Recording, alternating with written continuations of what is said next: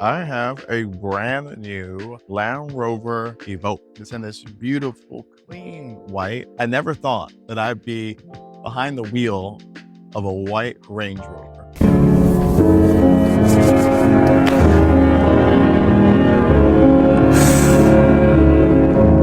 It's the smallest Range Rover. This is the version 2. It used to come in a P300 version where you could get around 300 horsepower. They've since gone away with that version and just gone with the P250, which is what I have here as a 4-cylinder with a turbo, making about 250 horsepower, which honestly doesn't sound that bad until you realize that this thing weighs about 4,300 pounds. That's a lot of weight for 248 horsepower. I think you're fat. Yeah, it's just my opinion. I'm not bullying you. I'm just giving you a. I think you're ugly. I think you're fat. I think you're stupid. And a Range Rover that costs upwards of $60,000 or so. Nicely spec'd out, especially with this one. This one has like the base wheels, like a 235 18s, and the brakes aren't anything special. But I mean, fuck it, we ball. I like these door handles. So they pop out and pop in, just like that. Did you see that? Look at that. Wow. Wow. Wow. Wow. Wow. Wow. Range Rover is known for its reliability. That's not going to break anytime soon. I really like these lights and these headlights. Typical Range Rover here. I see these everywhere. You see these at your local expendable income watering hole where you have the wives of lawyers, doctors, businessmen driving these around because this is a small, easy to drive size. It's not the same size as the big Range. It's also driven by other people that kind of, I feel like, are posing, maybe want to get into a Range Rover and don't want to pay the Range Rover tax. And that's okay too. I'm always about being fiscally responsible. I can't eat.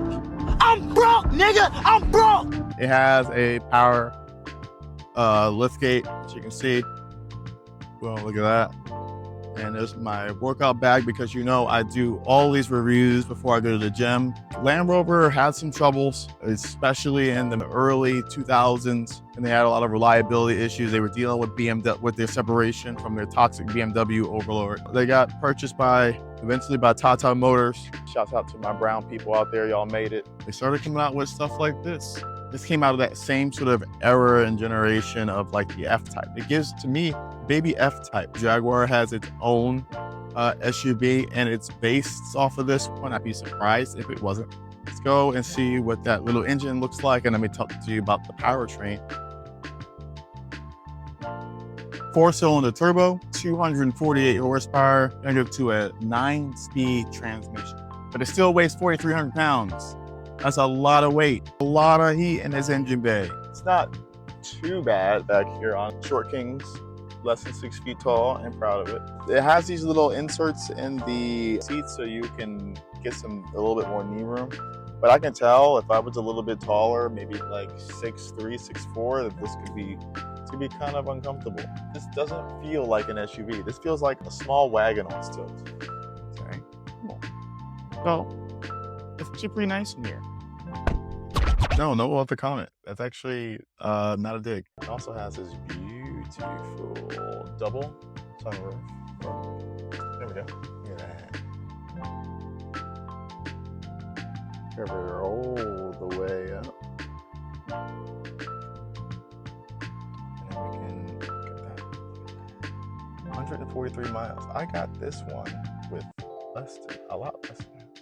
And it says, "Good evening to you. Thank you so much for having manners, you British dog."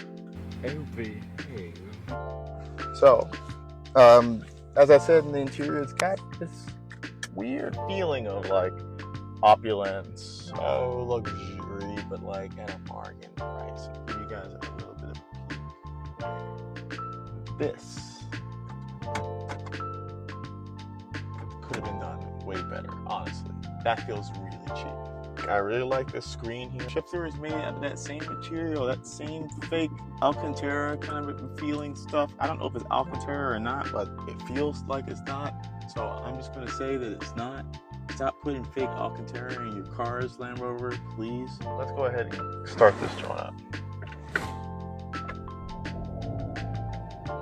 Sounds normal. Screen is livened up. Got Apple CarPlay. No check engine light yet. I have the Meridian sound system, which is an upgrade, and I think it sounds pretty good. So automatically, the first thing I noticed about this one, the ride's a little firm. I expected it to be a little softer. Going over some train tracks there. Let's talk about the brakes first. Not particularly confidence inspiring, but not offensive. Good job, Land Rover.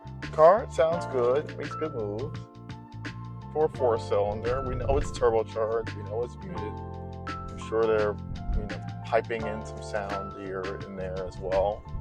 Like I said, the ride is a lot tougher than I kind of expected for a vehicle of this caliber, this style. The X3 in its base form is a little softer than this. So with that being said, you kind of have to deal with it if you want this vehicle. I think that this 9-speed transmission is pretty good, but there's only been so much magic gearing can do to get you up and moving when you have so much weight behind you. It's not particularly fast. 0 to 60 is about 7.1. It's not slow enough to really complain. The ride is something I would complain about, and I'll probably complain about it over and over and over again. Oh, motherfucker. Here we go again. Electric steering. It's kind of numb, which shouldn't be, because they tried to make the suspension hard and sporty. Don't make the suspension hard and then make the steering super floaty, loosey, goosey, but also kind of tight. How is it both tight and loose at the same time? That's what he said. There's a sport mode. Well, that locks it out of 9th. All of the overdrives. It allows you to use the paddle shifters when you're cruising of what gear you should be in. Look at that. That little 8 came up trying to make me be environmentally friendly. No. It gets the job done. I think I would like a little bit more power. I mean, it feels good right off the line, honestly. And I think that's like that combination of small turbo and more gears than a Mongoose mountain bike. My first Mongoose mountain bike had 7 gears.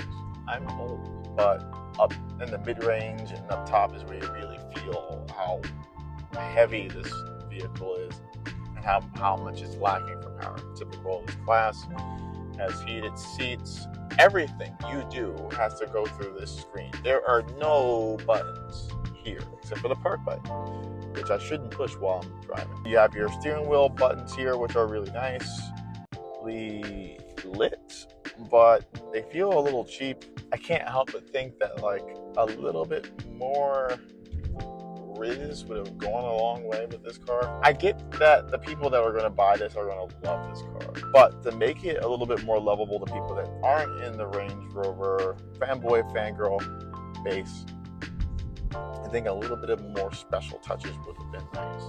Like, I know that they wanted to get rid of the buttons. They're really copying Tesla. It looks so much like a Tesla. The materials are, I would say, are a little bit better than a Tesla. So shout out to them. Some of that Range Rover magic is missing, right? A couple of buttons would have done. A couple of buttons. It does feel more Tesla than anything, like a gas Tesla SUV. It has the auto start and stop, which I kind of hate, but on here it actually works pretty well. What I realized is that this car, because the back window is so small, this mirror here is super small, and you have this little slit that you can see cars behind you. Let's talk about some other things. Fuel economy, this thing is supposed to get around like mid-20s, which is not awful, but not, honestly, not great, considering the power, considering the weight. Could have been better. I feel like if you're driving a Range Rover, you want it to be special. You want it to feel like something different than everything else driving on the road. This doesn't feel any different than a Tesla Model Y, just that it has a gas engine. This doesn't feel any different than a Japanese 4-cylinder with automatic transmission connected to it and a turbo. It's giving me Honda Civic 1.6T vibes, but it's not a bad car. I don't want people to think that I think that it's a bad car and try to fucking come for me. I think you all know what I'm about to do. We need a 0 to 60. Yeah, this just doesn't pull. Look how long that gear is.